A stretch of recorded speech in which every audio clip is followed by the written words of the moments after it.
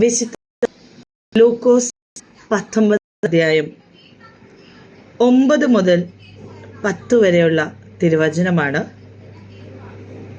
ഇവനും അബ്രഹാമിന്റെ മകനാകിയാൽ ഇന്ന് ഈ വീടിന് രക്ഷ കൈവന്നു. കാണാതെ പോയതിനെ തിരിഞ്ഞു രക്ഷിക്കാനാണ് മനുഷ്യപുത്രൻ വന്നത് എന്ന് പറഞ്ഞു. ആമേൻ. ഈ ഒരു അധ്യായത്തിൽ ഈ ഒരു വചനം കൊടുത്തിരിക്കുന്നത് സക്കായിയെ യേശു കണ്ടുമുട്ടുന്നതാണ്. യേശുവിനെ കാണാൻ വേണ്ടി നമുക്കറിയാം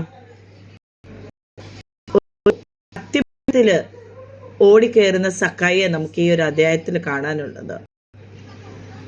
യേശുവിനെ കാണാൻ വേണ്ടിയാണ് സക്കായി. കാരണം അത്രയും ചെറിയ ഒരു മനുഷ്യനായിരുന്നു, വളരെ നീളം കുറഞ്ഞൊരു മനുഷ്യനായിരുന്നു സക്കായി. അതുകൊണ്ട് യേശുവിനെ കാണാൻ പറ്റില്ല എന്ന് വെച്ച് ഒരു മരത്തിന് മുകളിൽ കയറിയിരുന്നപ്പോൾ ആ മരത്തിൽ കയറുന്നതിന് മുമ്പ് തന്നെ സക്കായി അറിഞ്ഞ ഒരു കർത്താവാണ് നമുക്കുള്ളത്. നാം പലപ്പോഴും അങ്ങനെ തന്നെയാണ്.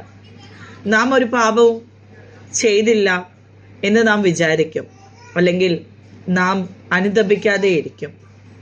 നാം അമ്മയുടെ ഉദരത്തിൽ ഉത്ഭവിക്കുന്ന മുമ്പേ അമ്മ ഒരു കർത്താവാണ്. ചിലപ്പോൾ നമ്മുടെ കൂടെയുള്ളവരും, നമ്മുടെ ബന്ധുക്കളായാലും നമ്മുടെ മാതാപിതാക്കളായാലും അല്ലെങ്കിൽ നമുക്ക് വേണ്ടപ്പെട്ട ആര് തന്നെയാണെങ്കിലും നമ്മളെ തള്ളിക്കളഞ്ഞെന്ന് വരും. പക്ഷേ ഒരു രീതിയിലും നമ്മളെ കൈവിടിയാത്തവനാ നമ്മുടെ കർത്താവ്.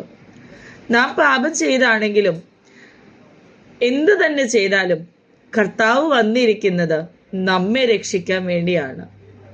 നാം ഒരാൾ പോലും വഴിതെറ്റി പോകുന്നത് കർത്താവിന് ഇഷ്ടമല്ല.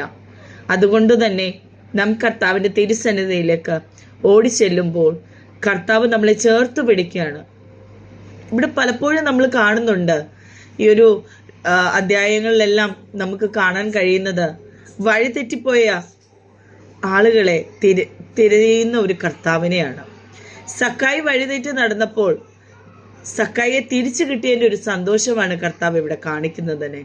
ഇപ്പോൾ തന്നെ ഇവന് രക്ഷ വന്നിരിക്കുന്നു എന്നാണ് പറഞ്ഞിരിക്കുന്നത്. നാം അനുതപിച്ച് ഓടിച്ചെല്ലുമ്പോൾ നമ്മുടെ ജീവിതത്തിൽ വലിയൊരു രക്ഷയായിരിക്കും നമുക്ക് വേണ്ടി ദൈവം കരുതിയിരിക്കുന്നത്. നല്ലൊരു ദിവസം ആശംസിക്കുന്നു. നന്ദി.